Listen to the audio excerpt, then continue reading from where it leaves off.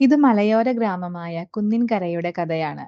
ഗ്രാമീണ ഐശ്വര്യവും സന്തോഷവും നിറഞ്ഞു നിന്ന കുന്നിൻകരയുടെ ഹൃദയഭാഗമായ ചെറുകവലയാണ് ഇന്ന് പ്രേതമുക്കായി അറിയപ്പെടുന്നത്.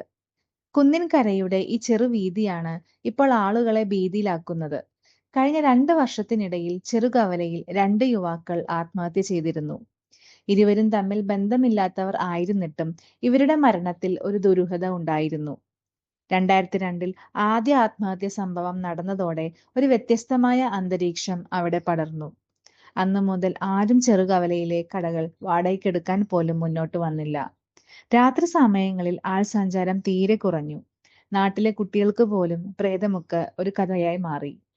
ഗ്രാമത്തിലെ മുതിർന്നവർ പറയുന്ന കഥയനുസരിച്ച് ആ സ്ഥലത്തുള്ള ഭൂമിയിൽ നൂറ്റാണ്ടുകൾക്ക് മുമ്പ് ഒരു കൂട്ടക്കൊലപാതകം നടന്നിട്ടുണ്ടെന്ന് കരുതപ്പെടുന്നു. അങ്ങനെയിരിക്കെ ഒരു ദിവസം സത്യൻ എന്ന വ്യവസായി തന്റെ ലൈറ്റ് ഷോപ്പിന് വേണ്ടി പ്രേതമുക്കിലെ ഒരു കടയ്ക്കായി ശ്രമിച്ചു. കൂടെ തന്നെ അവിടെ താമസിക്കാനും തീരുമാനിച്ചു.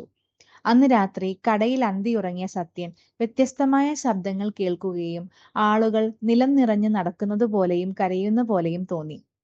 ഒരാഴ്ചയ്ക്കുള്ളിൽ കടയൊഴിഞ്ഞ് സത്യൻ താക്കോൽ കൈമാറി. അങ്ങനെ ചെറുകവല എന്ന പ്രേതമുക്ക് ഭയത്തിന്റെ പ്രതീകമായി മാറിയിരിക്കുകയാണ്. ഒരു കാലത്ത് ആളുകൾ തിങ്ങി നിറഞ്ഞിരുന്ന കവല ഇപ്പോൾ ജനശൂന്യമായി ഭീതിയുടെ കേന്ദ്രമായി മാറിയിരിക്കുകയാണ്. സ്ഥലത്തെ 30ഓളം കടകൾ പൂട്ടിയിട്ടിട്ട് വർഷങ്ങളായി. ആകാശത്തെ മിന്നലും കാറ്റും മാത്രമാണ് അവിടെ എത്തുന്ന ശബ്ദങ്ങൾ. അങ്ങനെയിരിക്കെ അവിടേക്ക് സ്ഥലം മാറ്റി കിട്ടി വന്ന ഒരു ഉദ്യോഗസ്ഥൻ രാജുവും കുടുംബവും പ്രേതമുക്കിനടുത്തുള്ള ഒരു വാടക വീട്ടിൽ താമസിക്കാനെത്തി. ഭാര്യയും 5 വയസ്സുള്ള മകളും അടങ്ങുന്ന സന്തുഷ്ട കുടുംബമായിരുന്നു രാജുവിൻ്റെത്.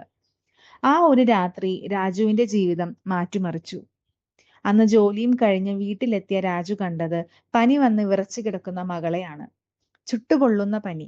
കഷായത്തിൽ കാര്യം നിൽക്കില്ല എന്ന് ബോധ്യമായ രാജു മകളെ വൈദ്യസഹായം നൽകാൻ തീരുമാനിച്ചു. രാത്രി ഏറെ വൈകിയിരുന്നു. നമ്മൾ എന്തു ചെയ്യും? രാജുവിന്റെ ഭാര്യ ചോദിച്ചു. ഒന്നുമില്ല, അടുത്ത കട വരെ പോണം, മരുന്ന് വാങ്ങണം, അത്രയുള്ളൂ. നീ ധൈര്യമായിരിക്ക്, രാജു പറഞ്ഞു.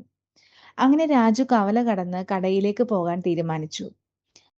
വീടിന്റെ വാതിൽ തുറന്നപ്പോൾ ഉണ്ടായ മൂളുന്ന കാറ്റും പരിസരത്തെ അനിശ്ചിതമായ ശബ്ദങ്ങളും അവനെ പിന്തിരിപ്പിക്കാൻ ശ്രമിച്ചെങ്കിലും അവൻ സ്വന്തം മകളുടെ ജീവനെക്കുറിച്ച് മാത്രമേ ചിന്തിച്ചുള്ളൂ. ആദ്യ 100 മീറ്റർ വളരെ സാധാരണമായിരുന്നു. പക്ഷെ പ്രേതമുക്കിലെ ജംഗ്ഷൻ കടക്കുമ്പോൾ രാജുവിനെ ഒരു വിചിത്രമായ ഭാരം തഴുകിയെടുക്കുന്നത് പോലെ, അവന്റെ പുറകിൽ ആരോ നടക്കുന്നത് പോലെ തോന്നി. ഇവിടെ ആരെങ്കിലും ഉണ്ടോ? രാജു ചെറുതായി ചോദിച്ചു. എന്നാൽ മറുപടി കാറ്റിന്റെ ഒരു മൂളക്കം മാത്രമായിരുന്നു. അവിടെയൊക്കെ ഒരു നിശബ്ദത നിറഞ്ഞു. ഒരു നിമിഷം പിന്നിലേക്ക് തിരിഞ്ഞു നോക്കിയ രാജു ഒരു മിന്നൽ വെളിച്ചം പോലെ എന്തോ ഒന്ന് മാറുന്നത് കണ്ടു ഭയന്നു. മകളെ രക്ഷിക്കാനുള്ള ഉറ്റ ശ്രമത്തിൽ അവൻ തന്റെ ഏറ്റവും വലിയ പേടി മറികടന്ന് ജംഗ്ഷൻ കടന്നെങ്കിലും പിന്നീട് രാജുവിന്റെ മനസ്സിന് ഒരു ശാന്തിയും കിട്ടിയിട്ടില്ല. അന്ന് കവലയിൽ നിന്നും വീട്ടിലെത്തിയ രാജുവിന് ഒട്ടും ഉറങ്ങാൻ സാധിച്ചില്ല. എപ്പോഴും തന്റെ പിറകിൽ ആരോ ഉണ്ട് എന്ന തോന്നൽ അവന്റെ മനസ്സിൽ പതിഞ്ഞിരുന്നു. പിന്നീട് അവൻ കാണുന്ന സ്വപ്നങ്ങൾ പോലും വിചിത്രമായി മാറാൻ തുടങ്ങി. അവന്റെ പ്രവൃത്തികളും ദൈനംദിന ജീവിത ചിട്ടകളെല്ലാം മാറി തുടങ്ങി. പിറകിൽ നിന്നും ആരോ അവനെ നോക്കുന്ന പോലെ അവന് തോന്നലുണ്ടാക്കി. രാജുവിന്റെ ഈ മാറ്റങ്ങൾ ഭാര്യയിലും മകളിലും ഏറെ ആശങ്കയുണ്ടാക്കി. ഇവിടെ നിന്നും നമ്മൾക്ക് മാറി താമസിച്ചാലോ എന്ന് ഭാര്യ ചോദിച്ചെങ്കിലും രാജുവിന് പുതിയൊരു താമസ സ്ഥലം കണ്ടെത്താനുള്ള മാനസികാവസ്ഥയുണ്ടായിരുന്നില്ല. രാജുവിന്റെ അനുഭവങ്ങൾ പ്രേതമുക്കിന്റെ കഥകളിൽ മറ്റൊരു അധ്യായം കൂടിയായി. ആ ജംഗ്ഷനിൽ നടന്നു പോകുന്നവർക്കെല്ലാം രാജുവിന്റെ അനുഭവങ്ങൾ ഒരു മുന്നറിയിപ്പായി മാറി. എന്നാൽ രാജു കുടുംബത്തിന്റെ സ്നേഹവും കരുതലും മൂലം തന്റെ പഴയ സ്വസ്ഥ ജീവിതത്തിലേക്ക് തിരികെ എത്താൻ തുടങ്ങി. അവർ പുതിയ താമസ സ്ഥലത്തേക്ക് മാറി. പുതിയ സ്ഥലത്ത് രാജു സത്യദാസിനെ പരിചയപ്പെട്ടു.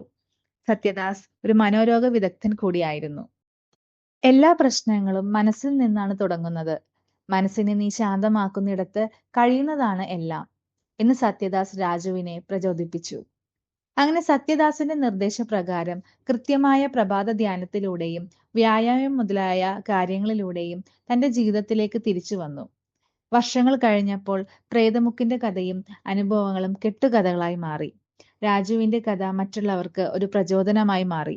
ഒരു മനുഷ്യൻ ഏതു ഭയവും മറികടന്ന് മുന്നോട്ടു പോകാൻ കഴിയും എന്ന് സ്വന്തം ജീവിതത്തിലൂടെ രാജു വ്യക്തമാക്കി. അങ്ങനെ പ്രേതമുക്കിലെ ദുരന്ത കഥകൾക്കിടയിൽ രാജുവിന്റെ കഥ ഒരു വിജയകഥയായി മാറി.